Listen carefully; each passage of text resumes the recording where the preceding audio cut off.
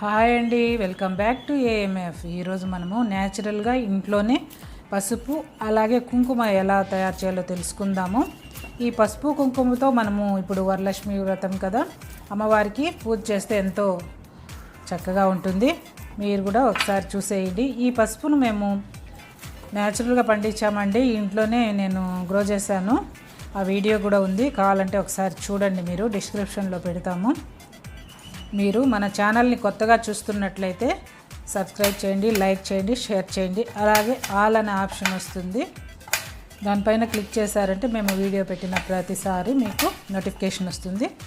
ఇలా పసుపును మనము చిన్న చిన్న ముక్కలుగా కట్ చేసుకొని ఫ్రిడ్జ్ పైన పెట్టేసామంటే చక్కగా ఎండిపోతుందండి. ఎండలో పెట్టే అవకాశం ఉంటే ఎండలో కూడా పెట్టుకొని మనము ఆరిపోయాక మిక్సీ పట్టుకొని పొడి చేసుకోవచ్చు. ఇలా నేను అన్ని ముక్కల్ని కట్ చేసి ఫ్రిడ్జ్ పైన పెట్టాను. ఇది ఆర్గానిక్ పసుపు అండి, మేము ఇంట్లో కిచెన్ వేస్ట్తో పండించాము. చాలా ఈజీగా గ్రో చేసుకోవచ్చు. ఇప్పుడు మీకు నేను చూపించే పసుపు ముక్క వచ్చి తల్లివేరు నుంచి వచ్చింది. దీన్ని మళ్ళీ మనము మట్టిలో పెట్టేసామంటే మళ్ళీ కూడా పసుపు వచ్చేస్తుంది. ఇప్పుడు ఆరిపోయాయి చక్కగా, చూడండి. ఇలా మనం తుంచితే కూడా విరుగుతున్నాయి. అలా అయ్యే వరకు ఉంచి మనము మిక్సీ పట్టుకోవచ్చు. అసలు ఎంత స్మెల్ వస్తున్నాయో అండి ఇలా మనం ఇంట్లో పండించిన పసుపు. ఇలా మిక్సీ జార్ తీసుకొని దాంట్లో మనము ఎండబెట్టుకున్న పసుపు ముక్కలను వేసి మెత్తగా మిక్సీ పట్టుకోవాలి. మిక్సీ తిరిగేటప్పుడు కూడా ఆ పసుపు స్మెల్ చాలా దూరం వచ్చేస్తుంది. చాలా మంచి అరోమా. ఒకసారి మీరు కూడా ట్రై చేస్తారంటే మీకు కూడా అర్థమవుతుంది, చక్కగా ఆస్వాదించవచ్చు. ఇలా ఫైన్ పౌడర్ అవ్వదు కదా, మనం మళ్ళీ ఏం చేయాలంటే జల్లెడ పట్టుకోవాలి. లేదంటే మనము మిషన్ పంపించామంటే అక్కడ చక్కగా మెత్తటి పౌడర్ కొట్టించేస్తారు. నేనైతే ఇంట్లోనే మిక్సీ పట్టాను, ఎందుకంటే అమ్మవారికి కుంకుమార్చనకు పనికి వస్తుంది కదా, అందుకనేసి ఈ పసుపుతోనే కుంకుమ రెడీ చేద్దాం అనుకున్నాను. అలాగే పసుపు కూడా అవసరం కదా మనకు అమ్మవారికి అలంకరించడానికి, అలా తీసుకున్నాను. అందుకే నేను ఇంట్లో మిక్సీ పట్టాను, మిషన్కి పంపించకుండా. పసుపు కొమ్ములు కూడా దొరుకుతాయి బయట, అవి తెచ్చుకొని కూడా మనము ఇలా ఇంట్లోనే మిక్సీ పట్టుకొని జల్లించుకోవచ్చు. ఫైన్ పౌడర్ అంతా కిందికి వచ్చేసింది, మిగిలిన బరగ్గా ఉండేదంతా జల్లెడలో నిలిచిపోయింది కదా, దాన్ని మళ్ళీ నేను ఒకసారి మిక్సీ పట్టి మళ్ళీ జల్లించాను. అలా జల్లించుకున్నామంటే మళ్ళీ మనకు మెత్తడి పౌడర్ అనేది వచ్చేస్తుంది. మనము ఇంట్లోనే తయారు చేసుకున్న పసుపు కుంకుమలతో అమ్మవారిని అర్చించడం వల్ల మనకు ఎంతో శుభాలు జరుగుతాయి. అలాగే మనకు ఎంతో సాటిస్ఫాక్షన్గా కూడా ఉంటుంది. ఇలా మనము పసుపు కొమ్ములు కూడా తెచ్చుకొని పసుపు కొట్టుకోవచ్చు. అందరూ ఇంట్లో పెంచాలంటే అందరికీ అవకాశం ఉండదు కదా, బయట దొరుకుతాయి, అలా తెచ్చుకోండి. ఇలా జల్లించుకున్నాను పౌడర్ అంతా. చూసారు కదా, కలర్ కూడా ఎంత చక్కగా ఉందో, చాలా పచ్చగా ఉంది. అలాగే స్మెల్ కూడా చాలా బాగుందండి. మిక్సీ పట్టేటప్పుడు ఇలా ఈజీగా పసుపు రెడీ అయిపోయింది. ఇప్పుడు మనము కుంకుమ ఎలా తయారు చేయాలో తెలుసుకుందాము.